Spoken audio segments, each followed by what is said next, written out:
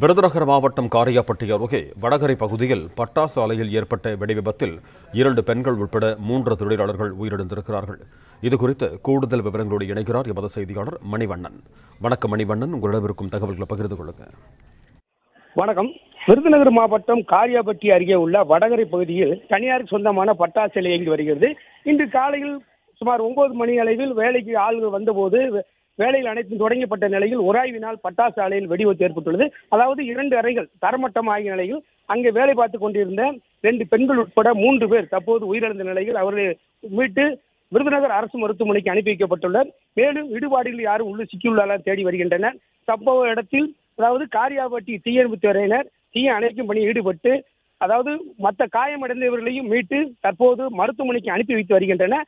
காரியாபட்டி காவல்துறையினர் அங்கே யாரும் பொதுமக்கள் யாரும் சென்று விடாமல் தடுப்பதற்காக ஆங்காங்கே இருந்து பொதுமக்கள் உள்ளே சென்று விடாமல் தடுத்து வருகின்றனர். பட்டாசு ஆலை வெடிவிபத்து சம்பவ இடத்திற்கு பட்டாசு தாசில்தார் மற்றும் வருவாய்த்துறையினர் அங்கே வருவதாக தகவல் வெளியாகியுள்ளது.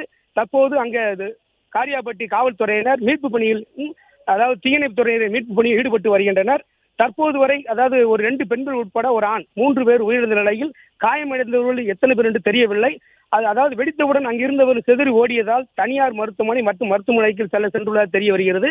இன்னும் சிறிது நேரத்தில் தெரிய வரும். காயமடைந்தவர்கள் மீட்கப்பட்டு அதாவது விருதுநகர் உள்ள அரசு மருத்துவமனைக்கு மருத்துவக் கல்லூரி மருத்துவமனைக்கு அனுப்பி வைக்கப்பட்டு வருகின்றனர்.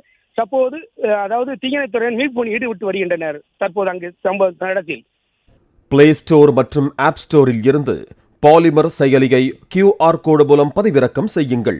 செய்திகளை உடனுக்குடன் பெறுங்கள்.